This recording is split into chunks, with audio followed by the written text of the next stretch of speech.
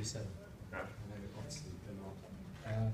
He's 47, he's seen a number of clinicians, he's got low back and right leg pain, but he hasn't responded to anything.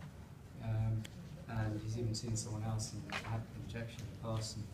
And, so here we go. So examination. So the first, can I need you to take the test?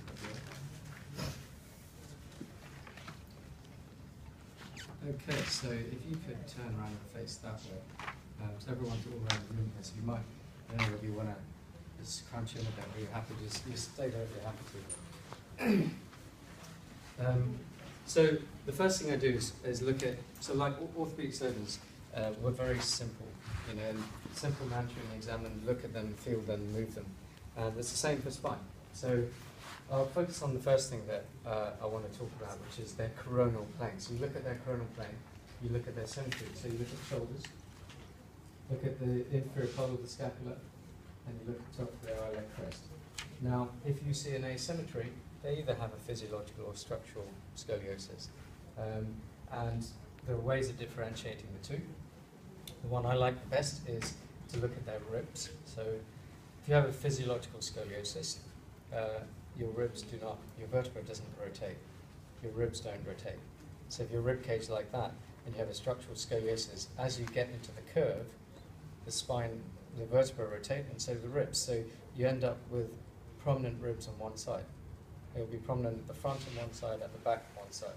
So you're looking really at the symmetry of the ribs and on the front as well.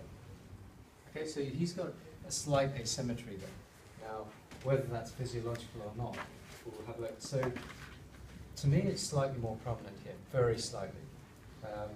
But he has got a slight asymmetry there. If you look at where my fingers are. And do you have a scoliosis or not?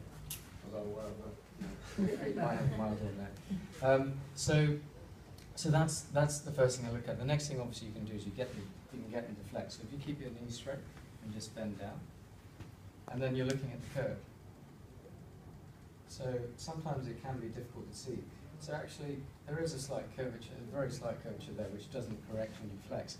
And for me, there is a slight rib prominence there. So there's a very slight rotation. You're thinking, well, if you read in the books, A, it's uncommon to see a structural scoliosis, and B, if it's mild, what does it matter? Well, actually, it matters a lot, I think. Firstly, it's more common than 1 in 200 that you might read. You'll find it much more commonly, and that's just the structural ones, not the physiological ones. The second thing is that different stages of your life, it becomes important. So one of the national health problems we have at the moment is that A, we're living longer, and B, for years we've ignored people with mild deformities when they were younger. Remember that if you have a mild structural scoliosis, like it's 12, 14, 15 degrees, it does increase by 1 degree a year, which doesn't matter when you're 20. When you're 40, it'll be like 35 degrees, okay, still not an issue. When you're 60, it'll be 55, 70, might be 70 degrees. So you might have a curvature coronally that looks like that. And it's been ignored for years, A, because people didn't really think about it, and B, because, 50 years ago, people didn't always live that long, did they? Now everyone's average age is 82. When we get to being that age, when we get to, in 20 years' time, people, the average age is probably going to be 92. So on a national health level, it's important to recognize it, because that curve is very slowly going to get bigger. The other thing is that most of us are desk, not us, but most people are desk workers. And we know that when people sit down, they get quite rotationally stiff in their thoracic spine, don't they?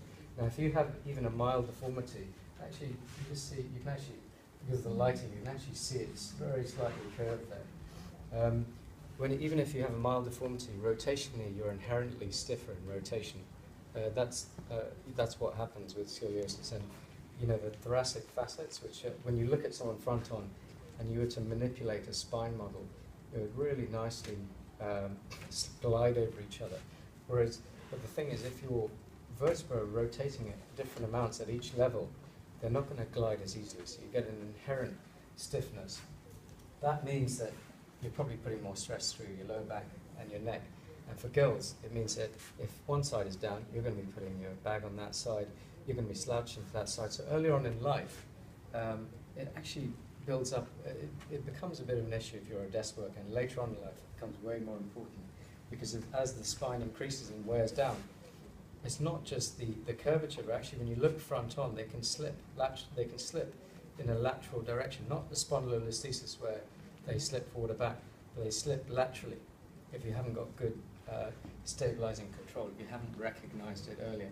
And actually that's one of the most common reasons for someone older who has a degenerate scoliosis to get back pain, where it slips laterally. So suddenly you're building this picture of, you know, we need to make this person aware that there are other things they need to be doing to help themselves, and we'll come on to that. The other reason why I want to focus on that is that for really uncommon conditions like a syrinx or a tethered cord, or what we call a Chiari malformation, they're very uncommon, they're very rare, but in that group of patients they're more common. And legally, if you have someone with a structural scoliosis and you have not examined their whole neurology, all their reflexes and other things, I'll go through their Hoffman sign, inverted radial sign, planters, and you've missed the fact they have a syrinx, actually you're medically legally liable. It's a fact. Because we know that that group of patients more commonly get the rare conditions. So it's not so rare, they're just slightly uncommon. And if you're seeing a lot of patients every year, there may be one every year that you miss. And I'd probably see, like I said, probably something abnormal like a syrinx or something else like that once a week, once every 2 weeks. So it means that you have to be examining the rest of their spine, their reflexes. The third group of patients, I'm going to examine you in a second, the third group of patients that do slip through the net are the people over 40. Now I say 40 because there are validated studies that show that as you're over 40, if you're over 40 and you have, say, no symptoms or even low back or leg pain, the chance that there is cervical cord compression or other things going on like myelopathy, which are affecting your condition, starts going up. So it doesn't mean when you're 41 that, oh, suddenly it could be everything. But the risk that if you have low back pain, you have other things in your cervical spine goes up from the age of